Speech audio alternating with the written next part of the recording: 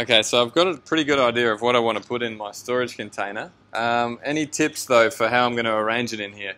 Look, the best thing for household furniture or vehicles or whatever you seem to have is to put in the large heavy items first, or the items that you don't need to access. So if you go into the container, we can supply you also, we have container ramps, which we simply put down from there, and you can wheel your trolleys up.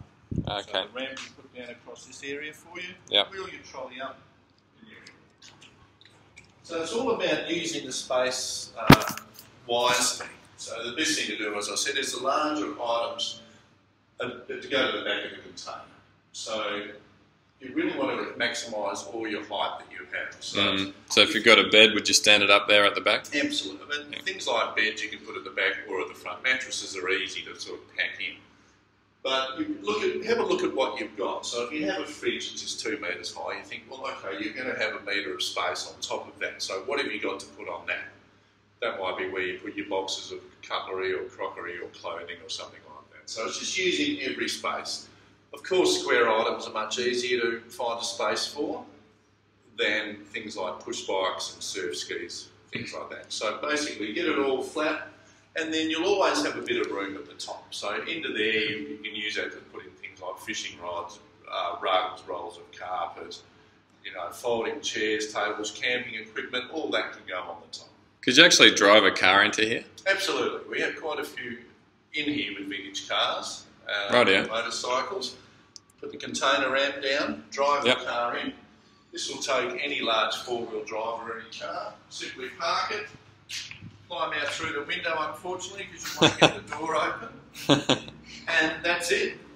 What if I've got, say, I don't know, 48 dirt bikes? I could fit dirt bikes across the floor, obviously, but how could I maximise space? Also, we have a system where you can simply put a rack in, have your bikes here, then you have like a second level, a second tier level, which we can supply or you can construct yourself. So you again just set your next tier of goods on top of that level. We have all these securing points up on the roof of containers, that's for lashing points. You can also use those to hang fishing rods, tents, anything you like off those. You can set hooks up there, just like in a garage, surfboards, anything like that. So using the space is easy simply because it is a very, very easy space to use, being a rectangle. Excellent. And what's the longest you've had goods stored with you to date? We've got a couple of vintage cars that are getting even more vintage as they sit here, so up to 3.5, 4 years. So the beauty with these containers being white, they reflect the heat, the extra ventilation, none of the goods damaged, and they're very high security, of course. They're very, very difficult to gain access to unless you're the owner of the container. What about pests or holes or leaks? Nothing like that. Everything we have here is new or as good as brand new.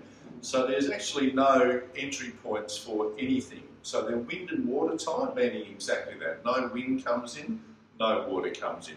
The doors, which we'll show you here, have double seals on the doors. They have an outer seal and an inner seal.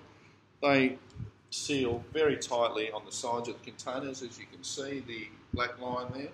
So absolutely wind and watertight. You've probably heard the stories of sea containers floating around in the ocean. The only air in is, as I said, through the ventilation, but on the outside of that container, it's got a cover and a shroud, which we'll show you in a moment. You said you had a vintage car stored for 3 to 4 years.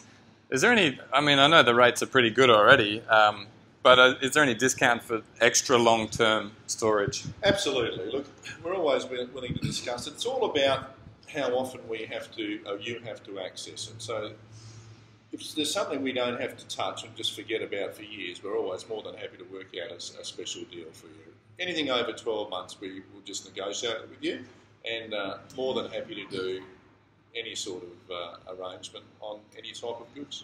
Cool. So commercial goods, okay?